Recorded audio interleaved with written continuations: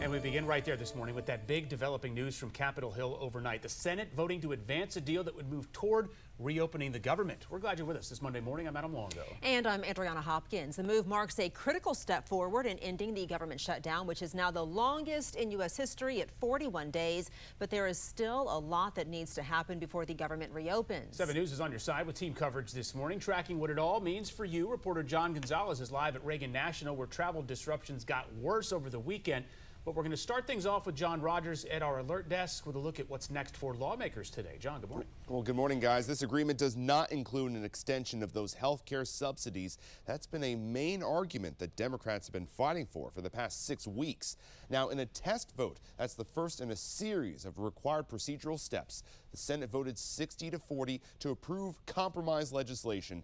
8 Democrats crossed the aisle to support this. It reverses the mass firings of federal workers since the shutdown began and ensures federal workers get back pay. It also fully funds parts of the government, like food aid and vets programs, for the full fiscal year, and it funds all other government programs until the end of January. Now, as for those health care subsidies, those are still set to expire January 1st. But the deal promises a vote in mid-December on this matter. Senate Minority Leader Chuck Schumer is not happy with this compromise, saying he will not stop fighting for health care. The House, though, will still need to be called back into session to vote on this as well, so the shutdown is not over yet. The Senate reconvenes this morning, so we'll be tracking today's developments.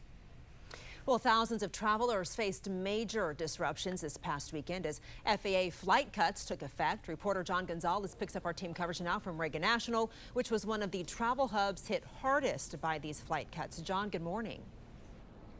Absolutely. Good morning, Adriana. The numbers really are staggering. More than 2,700 canceled flights around the country Sunday alone, and Reagan National Airport had the most cancellations and delays, not just in the country, in the entire world. Take a look. Here's what the departure board looks like this morning as FAA restrictions tied to this government shutdown takes full effect. Travelers are still dealing with the ripple effects of this historic disruption. According to FlightAware, D.C. had over 350 canceled flights and 150 delays Friday, with average delays around 4 hours, and those issues continued all weekend. The FAA says the restrictions, starting at 4% and expected to reach 10% by the end of the week, aim to ease pressure on air traffic controllers working without pay. Travelers spoke frustration at the airport.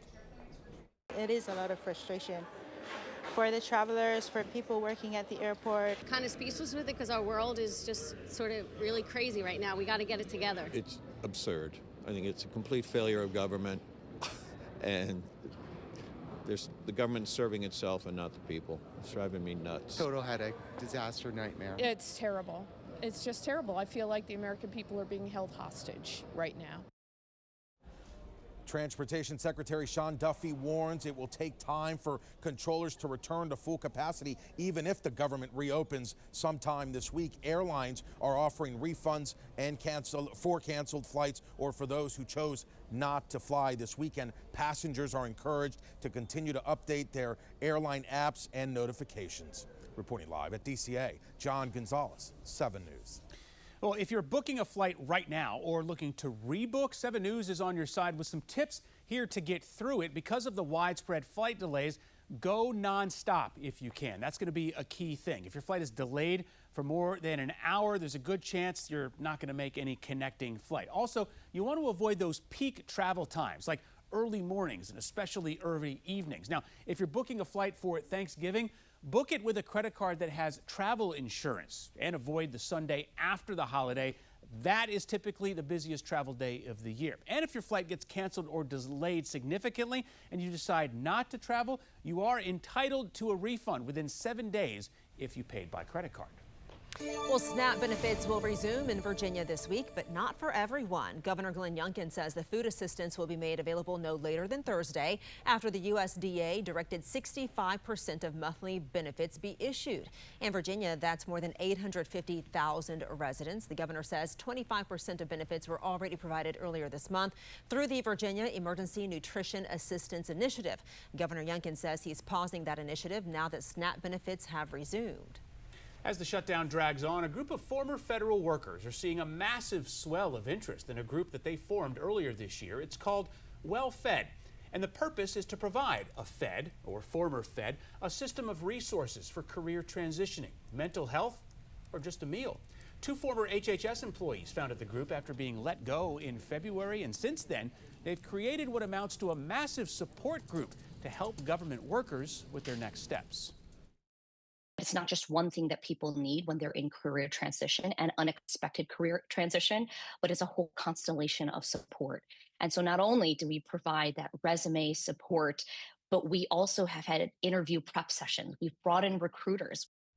Now, WellFed has an event coming up this Sunday for local families happening in Vienna. I put sign-up details into my story on our homepage, WJLA.com, and additional details about a big career transition event that they have coming up scheduled for December 6th.